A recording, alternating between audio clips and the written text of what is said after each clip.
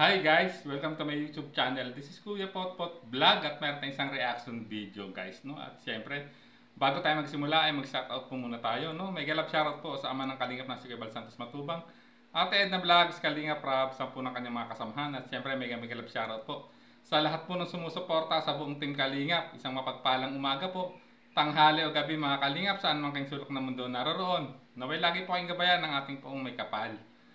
At yan guys, ang topic natin ngayon ay tungkol dito sa naging content po ni Kuya Jens kung saan ay nagkaroon siya ng survey no sa o pagtatanong sa K-Boys kung sino yung paborito nilang Kalingap reactors at Kalingap reactor at ang isa pa Kalingap reactor na need pa ng improvement sa pagre-reaction video guys no.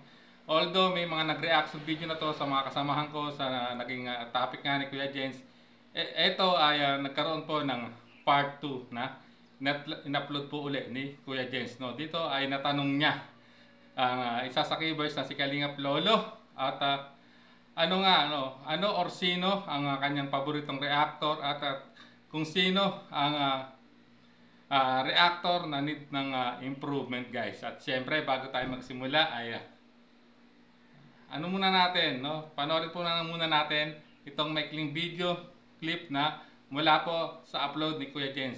In 3, 2, 1, go! Sa mga supporters po, viewers, sponsor, thank you. Sana po supportan mo ninyo si Kuya Potpot Vlogs. Yun, maraming salamat. Thank you.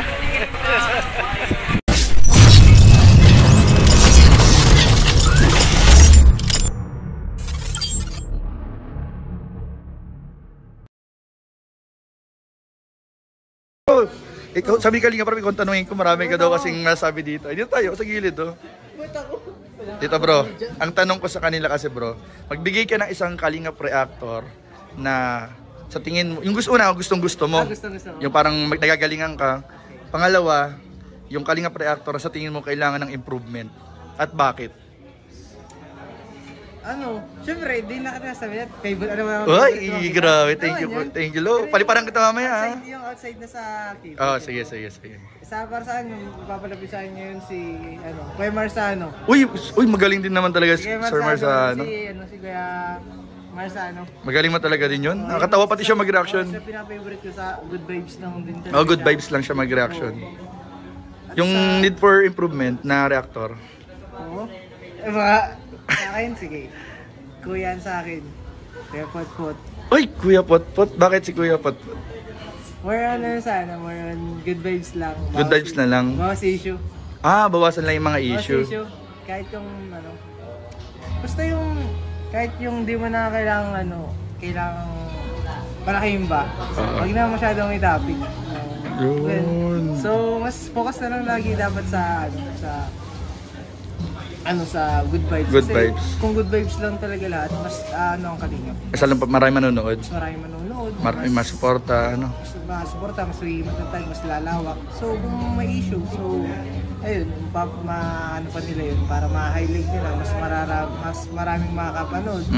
Eh di, yun, mas medyo mabawas yung mga viewers natin. Tsaka maganda ito bro kasi pag napanood naman nila ito, makakatulong naman to sa kanila para ma-improve yung kanilang ginagawang reaction and sa channel din nila. Sa opinion ko naman yun. Oo, kanya-kanya opinion man baga tayo.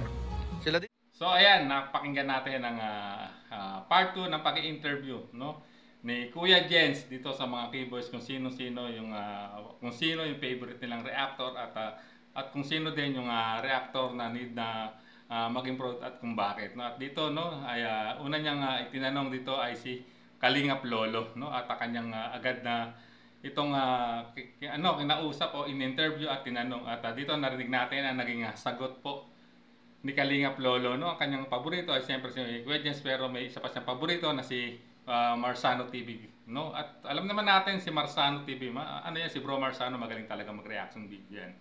Magaling mag-analyze at talagang pampa-good vibes din ang kanyang mga reaction video no. At nung tinanong ni Kuya Jens yung kung sinong reactor naman ang need ng improvement no ay nakita natin yung impression ni Kalingap Lolo. Nag-aalangan siyang sagutin no yung tanong na yon ni Kuya Jens no parang nag-aalinlangan siya, baka siguro hindi natin maiisip, baka balikan siya ng reaktor na mababanggit niya o masamain ng reaktor, no, na kanyang mababanggit.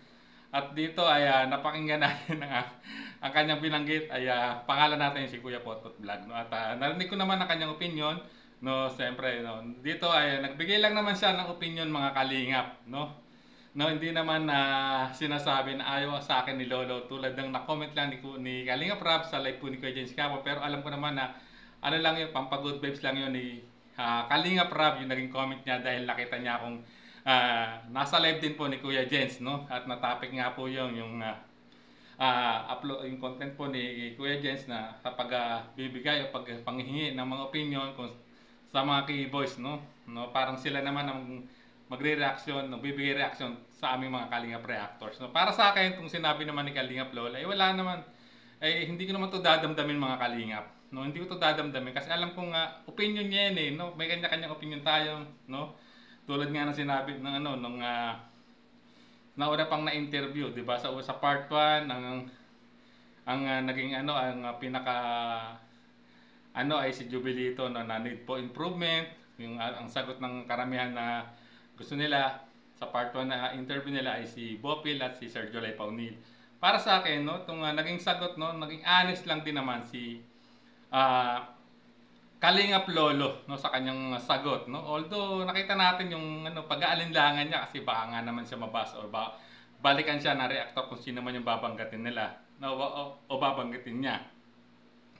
At narinig ko na ako pala yun, no, sinasabi niyang na huwag ko na daw palakihin yung mga issue, no, o bawasan yung mga i-topic yung mga issue o i-highlight. So wala namang problema yan sa akin, Kalingap Lolo. Kung mapapanood mo tong video ito, ay wala namang problema sa akin, hindi ako magdadamdam sa iyo. Kasi yan ay kung yan ang isa sa makakabuti sa aking channel, sa aking pagre-reaction video, tatanggapin ko yan. Although hindi pa na natin agad may apply ng bigla. Siyempre, unti-unti, no, may proseso pa rin yan, no. Siyempre, kahit naman ako, ayoko din naman ng puro issue lang din ang itatopic ko, yung mga issue na talagang walang kamatayang issue, no. Gusto ko rin naman ng pampagood vibes tulad ng ninanais mo, Kalingap Lolo, no. Pero siyempre may proseso, no, na tayo dyan na gagawin. Hindi naman ura-urada magsusis ka agad sa pampagood vibes. Siyempre kasi minsan may mga issue na dapat talagang talakayin.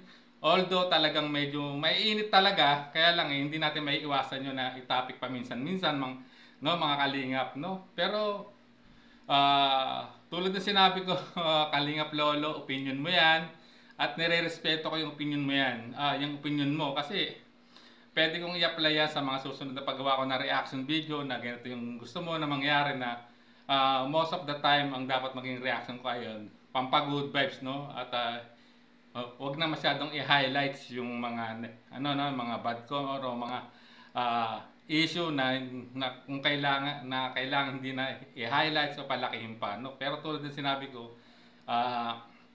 may mga issue na hindi rin may iwasan, no, na i-topic yan ng mga reactor, no, mga Kalingap Lolo, no. Siyempre kailangan din pag-usapan, siyempre may mga viewers din tayo nanonood, no. Kung yan minsan yan din ang lalo at ang issue niyan ay medyo interested, no, nagiging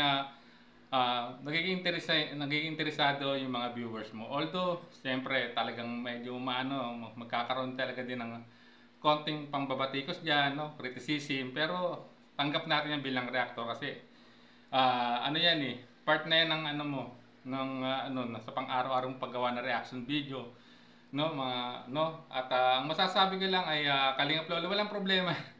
Hindi ako nagdadamdam sa naging sagot mo, no, sa aking pagre-reaction video, no. At sige, no, sisikapin po natin, mga Kalingap Lolo, Kalingap Netizen, na ma-improve pa ma-improve pa yung ating pagre-reaction video na gagawin nating balanse, ika nga. Babalansin natin, pipilitin natin balansin sa abot ng ating makakaya. Pero ayoko mangako, no, mga Kalingap. Gagawin natin gagawin natin lahat ang maaabot sa abot ng ating makakaya, ika nga, no. Kasi baka sabihin pag nagsalita ako ng tapos hindi ko na matutupad, sa akin din ang balik ng niyan, no, sabi, no, ba't mo sinabi sa yung reaction video na ganito ka na, no? Pipilitin po natin balansehin, mga kalingap, no? Yun lang po ang masasabi ko. At kalingap lolo, wag kang mag-alala, hindi ako nagdadamdam sa iyo, no? Marunong tayong tumanggap ng mga opinion ng ibang tao, no? Na ano sa atin, no? Yung opinion niya para sa atin. Wala namang masama, dapat tanggapin natin. Kung yan ay makakabuti at lalong gumanda yung pagre-reaction at makatulong ito sa aking munting channel. So, yun po yun. No? So, hanggang dito na lang po ang ating reaction video. Maraming salamat po. At naway patuloy natin suportahan ng programa ng ama ng Kalingap na si Kuya Bal Santos Matubang, Ate Anna Vlogs at Kalingap Rob, guys. So, maraming salamat po. Hanggang sa muli po nating reaction.